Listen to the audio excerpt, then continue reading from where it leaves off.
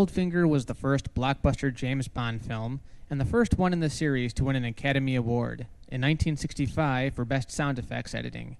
It was directed by Guy Hamilton, who would later go on to direct Diamonds Are Forever, Live and Let Die, and The Man with the Golden Gun.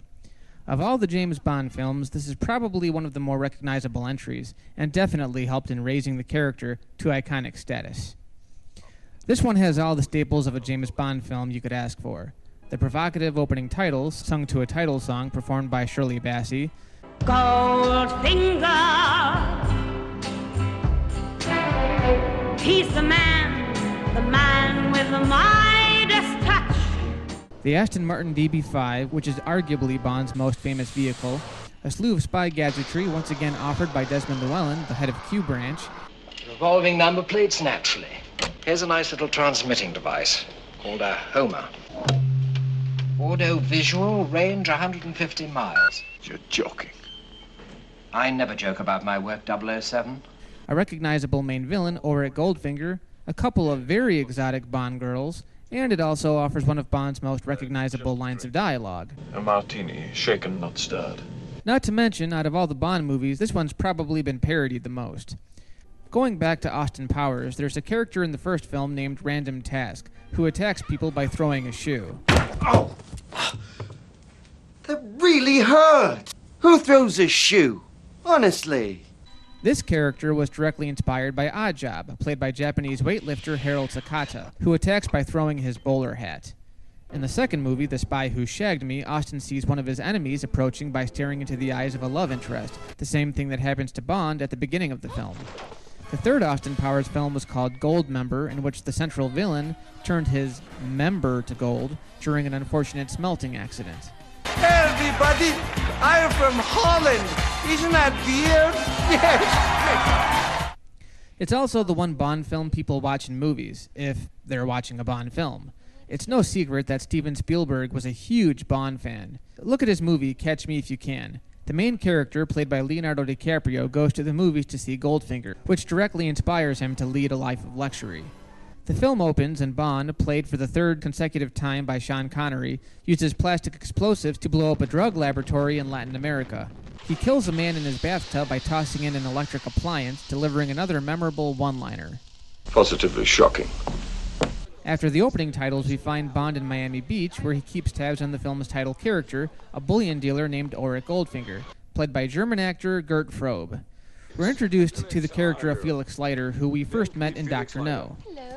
This time he's played by Cess Linder, a Canadian film and television actor who is known for his work in such TV shows as Alfred Hitchcock Presents and the Perry Mason TV movies. Apparently, the original actor, Jack Lord, wanted too much money to reprise the role. That's understandable given how insignificant the character is, but in Goldfinger he's portrayed as a much older man, which detracts from the continuity. Don't get me wrong, it's going to be quite a challenge to keep it consistent over the course of 22 films. But this was only the third one, so they never explain the sudden age difference. Rumor has it that Linder wanted the character to be older, but that suggests that he didn't see or didn't have enough respect for the films that came earlier. Bond realizes that Goldfinger is cheating at gin rummy, and in retaliation finds his hotel room. There he finds that the beautiful Jill Masterson is spying on Goldfinger's opponent and is telling Auric all of the right moves using a microphone. Bond hilariously interferes, causing Goldfinger to lose the match. For revenge, Goldfinger paints Jill's body in gold, smothering her skin and causing her to suffocate. That image of actress Shirley Eaton encased in gold was one of the most sensual images of the time, and to this day is one of the most memorable images in cinema. Then there's this scene where Bond plays Goldfinger in a round of golf. Like at the hotel, Bond beats Auric at his own game. The prize? A gold bar, which solidifies Goldfinger's obsession with gold. Later on, Bond runs into Tilly Masterson, played by Tanya Mallet, who tries to assassinate Goldfinger for the murder of her sister. After Oddjob kills her, James is captured and strapped to a table, and yet another memorable scene. Do you expect me to talk? No, Mr. Bond, I expect you to die. Here, Goldfinger attempts to slice Bond right down the middle using a high-powered laser. Laser. Bond postpones his fate by revealing that he has information about Operation Grand Slam, which is Goldfinger's master plan to hijack the United States Depository in Fort Knox. Oh, so we're not good enough to direct Bond movies, but we're good enough to be robbed blind by a German mastermind? That's real generous of you, United Artists. Bond gets transported to a farm where we're introduced to Goldfinger's pilot, an astute woman named, and I swear to God, I'm not making this up. My name is Pussy Galore. Again, going back to Austin Powers, listen to some of the women's names. A lot of vagina. Felicity Shagwell. Ivana Humpalot. My name is Robin Swallows. Maiden name Spitz. Well, which is it, baby? Spits or swallows? The list could seriously go on forever, but I'm pretty sure this is where the trend started. And in a weird kind of way, it's actually the most perverse usage.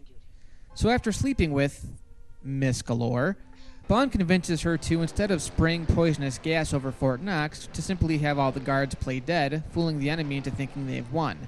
There's another all-out war, and in the midst of it all, Bond and Oddjob have a fight within the vault. Goldfinger confronts James in a plane, where James uses his gun to break open the windows, causing the plane to lose air pressure and leading Goldfinger to be hilariously sucked out the window.